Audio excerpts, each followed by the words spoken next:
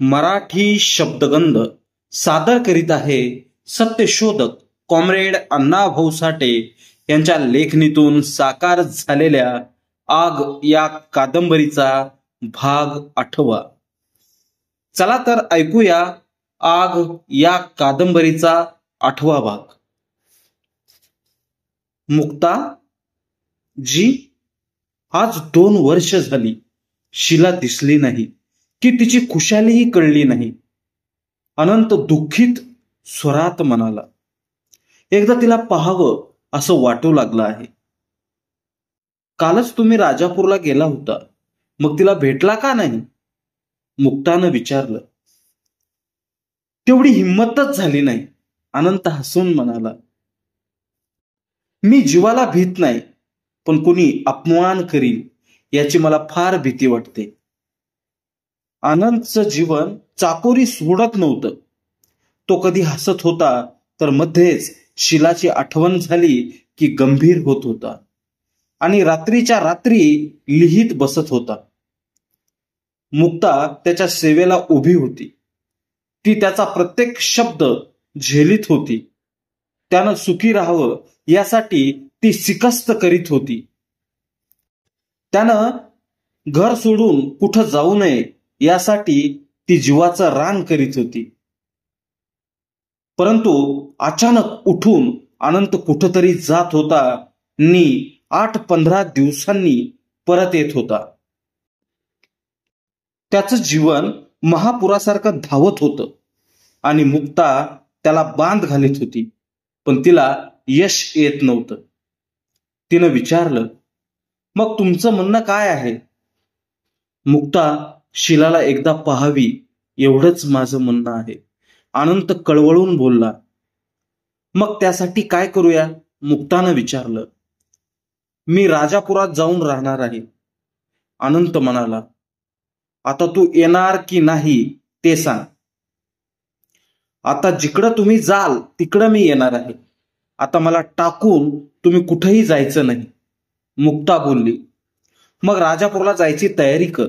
अनंत म्हणाला, मी संकटात आहे, मला एकटा सोडू नको. मला कल्पना आहे नि म्हणूनच मी आता सावलीसारखी तुमच्या बरोबर असणार. कधी निघायचंय ते सांगा, मुक्ता म्हणाली. म्हणजे मी इथली आवराआवर करते. उद्याच निघायचं नि पांडालाही बरोबर घ्यायचा. मी राजापुरात घर घेतले आहे, अनंत बोलला. आणि मुक्ता पांडाला मदतीला घेऊन बांधाबांध करू लागली. जयवंतरावाच्या बंगल्यात एकच गडबड उसळली होती. आज राणीचा 3रा वाढदिवस होता. बरीच माणसं आली होती, काही येत होती. सावळाराम थोरात येणाऱ्या पाहुण्यांचे स्वागत करीत होता. रावसाहेब एका खुर्चीवर आलकट पालकट घालून बसला होता. शीला नि लता नवी पातळ नेसून धावपळ करीत होत्या. तोच अनंत बिचकत बिचकत आला आणि त्याला पाहून शीला चकित झाली. रावसाहेबानं त्याला एका कोचावर बसवले. शीला पुढे जाऊन म्हणाली, खुशाल आहात ना? आनंदात आहे मी, अनंत हसत उत्तरला. आणि लतानं राणीला अनंत पुढं आणली नि म्हणाली, ही आमची राणी, हिचा आज वाढदिवस आहे. आणि राणी हे अनंत काका बरं का, नमस्कार कर. राणीनं अनंतकडं निरखून पाहिलं नि हसत नमस्कार केला. आणि रावसाहेबानं विचारलं, अनंत, अलीकडे दिसत नाहीस, आहेस तरी कुठं तू? मी आता या राजापुरातच राहत आहे. अनंत राणीला जवळ घेऊन म्हणाला.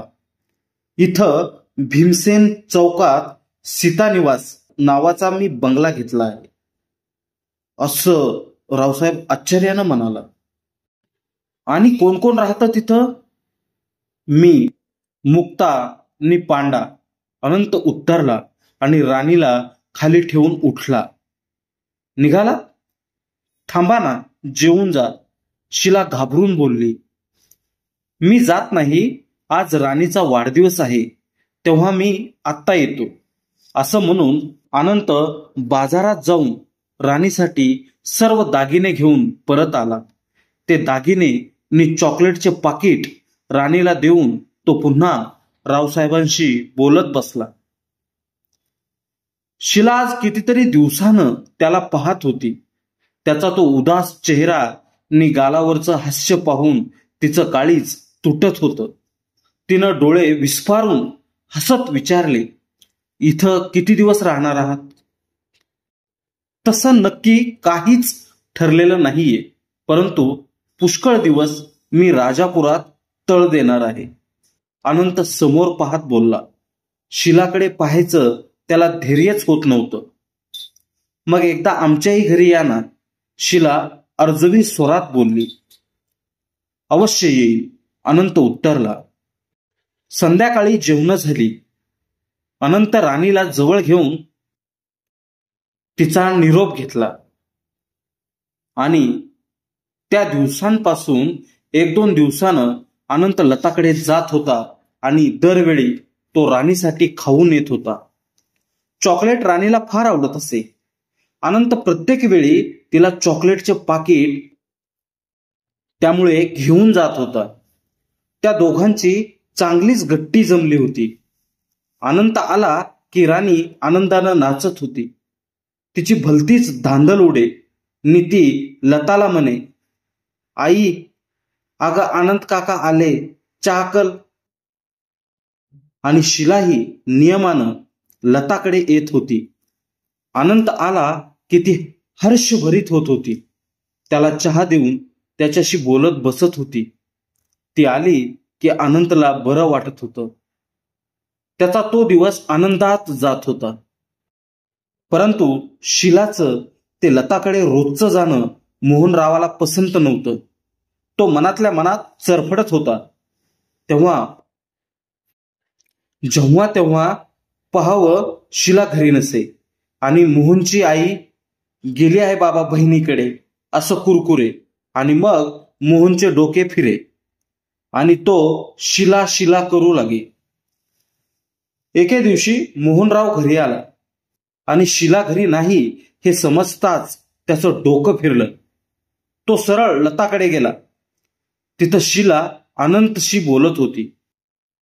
मोहनराव लताच्या घरात शिरला आणि त्यानं शिलाला स्वयंपाक घरात घेतली आणि लताला राणीला घेऊन एका खोलीत पाठवली आणि शिलाच्या तोंडात एक जोरदार चपराक हाणली आणि पुन्हा हात उगारला. पण लतानं पुढं होऊन शिलाची सुटका केली आणि मोहनराव संतापून तिला म्हणाला, तुला घरी बसवत नाही का? घरातील सर्व कामं झाल्यानंतर घडीभर इकडं आलं तर त्यात काय बिघडलं? शिलानं संतापून उलट विचारलं. आईशी बोलत का नाहीस? मोहनरावानं प्रश्न केला. काय बोलायचं? माझं काम संपलं म्हणजे मुक्यासारखं जे बसायचं ते मी इकडे येते, शिला बोलली. चल घरी, मोहनराव गुरकला. अनंत बागेत राणीला खेळवत होता. शिला त्याच्याजवळ येऊन थांबली आणि अनंत, जाते मी, एवढं बोलून गेली. घरात घडलेला सर्व प्रकार अनंतच्या लक्षात आला होता. तो राणीला घरात घालवून लताला न विचारताच घरी गेला आणि त्या दिवसापासून लता अनंतचा राग करू लागली. हा येतोय तो राणीसाठी नसून शिलासाठीच येत असतो आणि शिला माझ्याकडे येते ती अनंतसाठीच येत असते असा तिचा समज झाला होता. अनंत आला की ती कपाळाला आठ्या घालून एखादा शब्द बोलून स्वयंपाकघरात जात होती आणि राणीच्या आग्रहामुळे ती अनंतला चहा देत होती, परंतु ती मनात कुढत होती. एके दिवशी सकाळीच अनंत लताच्या घरी गेला. त्याला पाहताच राणी धावत जाऊन त्याला बिलगली आणि त्यानं दिलेले चॉकलेट घेऊन आईकडे पळाली आणि म्हणाली, आई, अनंत काका आले, चहा कर. बरं थांब, मला काही तेवढंच काम नाही, लता कडवट सुरात बोलली. शिला अजून आली नव्हती. अनंत लताचं बोलणं ऐकून अस्वस्थ झाला आणि लता स्वयंपाकघरातून मुख्य दालनात येऊन अनंतला म्हणाली, काय हो, तुम्हाला काही कामधंदा आहे का नाही? ही रोज रोज येऊन माझ्या उंबऱ्याची सालं का काढीत आहात? मी राणीसाठी येत असतो. अनंत घाबरून गेला. त्याचा चेहरा खरकन उतरला आणि तो म्हणाला, लता, राणीला पाहिलेही म्हणजे मला बरं वाटतं, नाहीतर दिवसभर चैनच पडत नाही. राणीला पाहायला येता की तिच्या मावशीला? लता अधिकच भडकून म्हणाली. तुम्ही इथे येता म्हणून शीला येते. हे सर्व मला फार पूर्वीपासून कळून आलेले आहे. परंतु आता तिचं लग्न झालं असून ती दुसऱ्याची पत्नी आहे. तिच्या संसारात विष का कालवीत आहात? परंतु लता, हा तुझा गैरसमज आहे.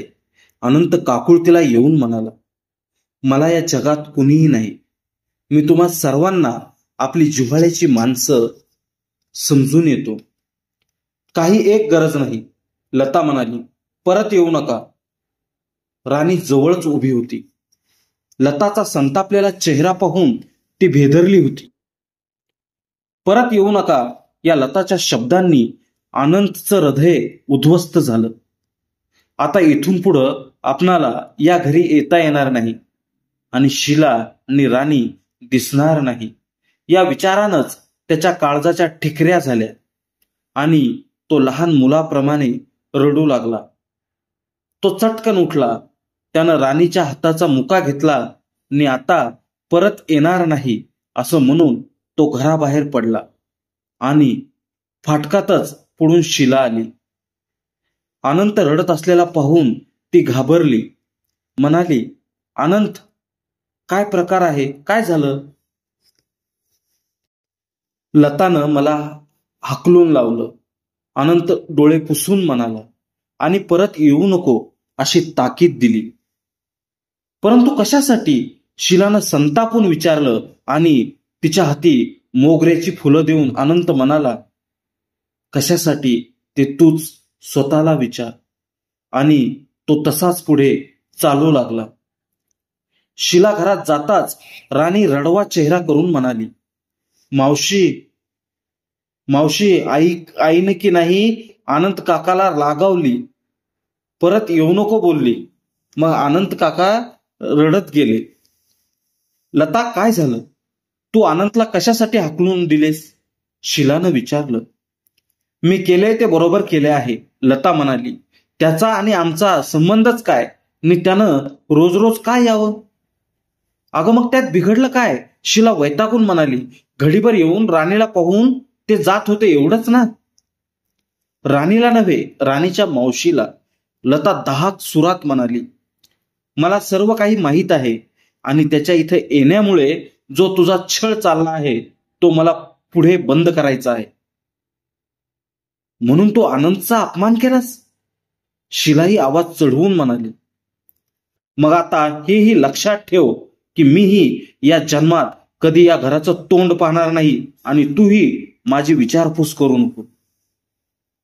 शीला राणीला खाली ठेवून निघाली तशी लता घाबरली. तिचा हात धरून म्हणाली, शीला, तसं करू नको. तू जर नाही आलीस तर मला करमणार नाही. माझी राणी धोसरा काढेल. तुझ्यामुळेच माझ्या आणि अनंतच्या जीवनात आग लागली आहे, हे तुला ठाऊक आहे. शीला अगतिक होऊन म्हणाली. शीलानं मोहनरावाशी लग्न केले तर लताचा संसार सुखी होईल, नाहीतर लताला घेऊन वाट धरा अशी तुझ्या पतिराजानं धमकी दिली होती. आणि म्हणूनच मी तुझ्यासाठी आणि राणीच्या सुखासाठी ते लग्न करून विषाचा घोट घेतला. आणि तू माझ्यासाठी अनंत आपलं सर्व काही सोडून असा वेड्यासारखा फिरत आहे, हे तू विसरू नको. चुकलं माझं. मी रागाच्या भरात थोडं नको ते बोलले. लता डोळ्याला पदर लावून म्हणाली, मला तू क्षमा कर. तुला मी कशी क्षमा करू? शीला म्हणाली. तू थोडं बोललीस? अगं, तो हळव्या मनाचा माणूस आत्महत्या करील, त्याचं काय? आणि तू त्याच्या जीवावर का उठली आहेस? आता काही म्हणू नको. शीला म्हणाली, मी आता स्वतःच त्याच्या घरी जाते आणि पुढेही रोज जाणार. तू कुणाला सांगायचे त्याला खुशाल सांग. म्हणे छळ बंद करावा म्हणून त्याला हाकलून दिलं, पण माझा छळ मी मरेन तेव्हाच संपणार आहे याची तुला कल्पना आहे का? नंतर शिला तिथं थांबली नाही. ती तशीच अनंतकडे गेली. तेव्हा मुक्ता घरी नव्हती. अनंत एकटाच बसला होता. त्याच्यापुढे टेबलावर एक दारूची बाटली होती आणि तो एक ग्लास भरून पित होता. बाजूला एका दुसऱ्या टेबलावर एक चांदीची फ्रेम उभी होती, परंतु तिच्यात चित्र नव्हते. एका मखमली कापडावर शिला अशी 2 अक्षरं सोनेरी रंगात कोरली होती आणि त्या फ्रेम पुढं एका चांदीच्या ताटात मोगऱ्याची फुलं ठेवली होती आणि एक अगरबत्ती मंद मंद जळत होती आणि तिचा सुगंध सर्वत्र दरवळत होता. ते सर्व पाहून शिला अनंत पुढं एका खुर्चीवर बसली आणि एक धाप टाकून बोलू लागली. अनंत, बोल. मुक्ता कुठं गेली? बाजारात. कधी येईल ती? सांगता येत नाही, अनंत म्हणाला. पण तू इकडे कशी आलीस? कशी म्हणजे? शिलानं विचारलं. म्हणजे असं की शिला, तू आता कुणाची तरी पत्नी आहेस आणि आता तू असं माझ्यासारख्या परक्याच्या घरी येणं बरं नाही, कारण बदनामी होईल असंच ना? शिला मध्येच म्हणाली. आता मी बदनामीची पर्वा करीत नाही, परंतु तुम्ही काय आरंभला आहे हे? मी आता मृत्यूची वाट पाहत आहे, अनंत शांतपणे म्हणाला. आता माझी या जाचातून फक्त मृत्यूच सुटका करू शकेल. अनंत, शिलानं चटकन उठून त्याला मिठी मारली आणि त्याला बिलगून म्हणाली. अनंत, हे माझ्यामुळेच झाले आहे. हे मी सहन करू शकणार नाही. मी तुम्हाला फार फार दुःख दिले, पण सुख दिले नाही आणि ते देऊनच मी मरेन. मला सुख देण्याची भाषा बोलू नकोस शिला, अनंत म्हणाला. मी आता निराळ्या जगात आहे आणि शिला, तू मला कसलं सुख देणार? मी काय करावं असं तुमचं मत आहे? शिलानं विचारलं. काही करू नको, तो बोलला. पण जे करायचं ते मी करणारच आहे आणि आजच करणार आहे. आता तुम्ही विरोध करू नका. असं म्हणून तिनं त्याचा हात धरला आणि म्हणाली, चला आता, मी तयार आहे. आणि उशिरानं ती परत येऊन त्याच्या पुढं बसली. शिला, काय, बोला ना, आज तुला काय झाले आहे? अनंतनं हसत विचारलं आणि शिला हसत म्हणाली, मला वेड लागले आहे, परंतु आज नव्हे तर फार दिवसांपूर्वीच मी वेडी झाले आहे, कळलं का? आता पुढं काय? अनंत बोलला. पुढं मी अशीच येणार, शिला म्हणाली, आणि अशीच जाणार. आता मला कशाचीही पर्वा नाही. शिला, अनंत म्हणाला, आज लतानं माझ्यावर अन्याय केला. समजलं मला, शिला बोलली. राणी काय म्हणत होती? अनंतनं प्रश्न केला. ती रडत होती, शिला उत्तरली. त्या दिवसापासून शिलाचं चित्त कुठंच लागत नव्हतं. ती बेदरकार वागत होती.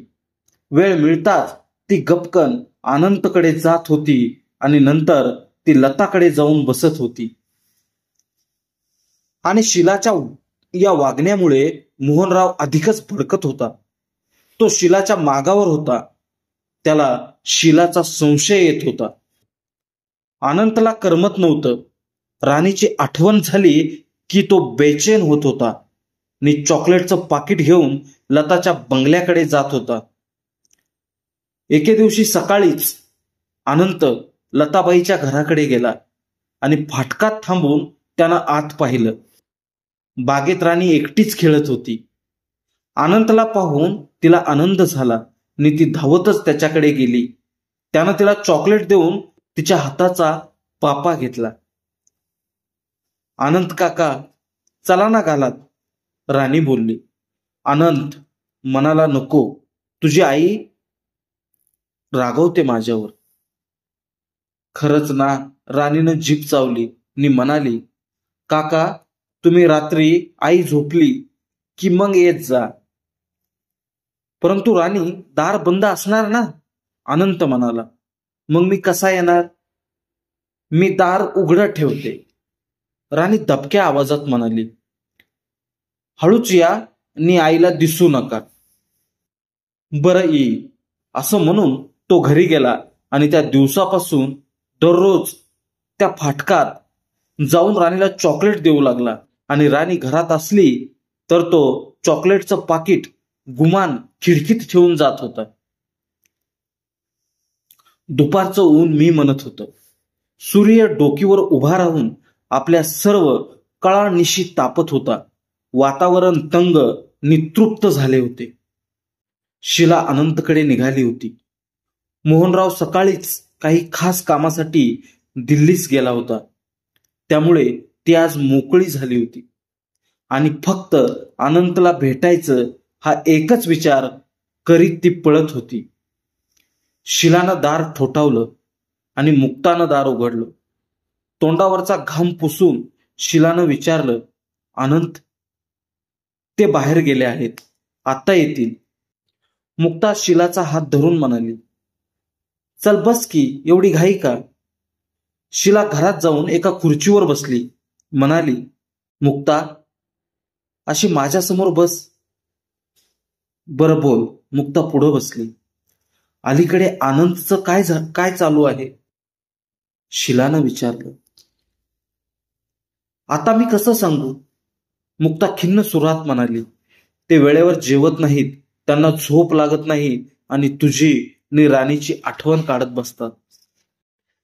मला वाटतं त्यांच्या डोकीवर काहीतरी विपरीत परिणाम झाला आहे आणि मला हे सगळं कठीण होत आहे. मी तरी काय करू? तू काय करत असतेस? शिलानं विचारलं. मी सर्व काही करीत असते, मुक्ता म्हणाली. शिला, मी खरं सांगते, अगदी लग्नाची बायको वागते तशी मी या घरात वागते. परंतु त्यांचा आत्मा कधीच संतुष्ट होत नाही. मुक्ता, माझा आणि अनंतचा संबंध तुला माहीत आहे का? शिला बोलली. होय आहे, मुक्ता बोलली. एकदा मी तुझ्या पायावर डोकं ठेवलं होतं, आठवतंय? शिलानं विचारलं. चांगलं आठवतंय, मुक्ता बोलली. मग मी इथं येते याबद्दल वाईट वाटू देऊ नको, शिला म्हणाली. मी आणि तू, आपण दोघी त्यांना जगू. कबूल? कबूल, मुक्ता बोलली आणि दार वाजलं. अनंत आला. त्याला पाहून शिला चकित होऊन म्हणाली, आम्ही आत्ताच तुमचं नाव काढलं होतं. अगदी 100 वर्ष आयुष्य आहे. मुळीच नाही शिला, मी 100 वर्ष कसा जगणार? अनंत कळवळून म्हणाला. मी तर म्हणतो की मी एक क्षणभरही या जगात जगू नये. शिला, तू मला भेटायला चोरासारखी येतेस आणि मी राणीला पाहायला चोरासारखा जातो. हे काय जीवन आहे? मुक्ता उठून स्वयंपाकघरात जाऊन स्वयंपाक करू लागली. अनंत आणि शिला दोघं बोलत बसले. अनंत, शिला हुंकारली. काय? आपण तुमच्या खोलीत बोलत बसू, असं म्हणून शिला अनंतला त्याच्या खोलीत घेऊन गेली आणि स्वतःच तिनं खोलीचं दार बंद करून घेतलं. आणि थोड्याच वेळाने मुख्य दरवाजा ठोठावला गेला. मुक्तानं जाऊन दार उघडलं. दारात मोहनराव उभा होता. तो रागानं फणफणत होता. तो नाक फेंदरून म्हणाला, शिला आली आहे का? नाही, मुक्ता म्हणाली. आणि शिला इकडं कशाला येईल? त्याचे अनेक कारणं आहेत, असं म्हणून तो लताच्या घरी गेला. पण तिथेही शिला नाही असं समजताच त्याच्या डोक्यात भडका उडाला आणि तो आपल्या घरी गेला तेव्हा शिला नुकतीच घरी आली होती. कुठं गेली होतीस? त्यानं विचारलं. बाजारात, ती उत्तरली. इतका उशीर? तो गुरखला. बाजार करून लताकडे गेले होते, शिला बोलली. मीही गेलो होतो, तो ओरडला. ते मला समजले आहे, शिलाही आवाज चढवून म्हणाली. परंतु ही शोधाशोध कशासाठी केली? बायको म्हणून, तो बोलला. मग बायको पळून का गेली होती? शीलानं प्रश्न केला. तू काहीतरी लपवीत आहेस, मोहनराव म्हणाला. परंतु लक्षात ठेव, मी सीआयडीची नोकरी करत आहे. तुझं गुपित मी तुझ्या हातावर ठेवीन तरच नाव सांगेन. आणि त्याच दिवशी मोहनरावानं 2 महिन्याची रजा काढली आणि शिलाच्या सर्व हालचालींवर फक्त नजर ठेवून घरी बसला.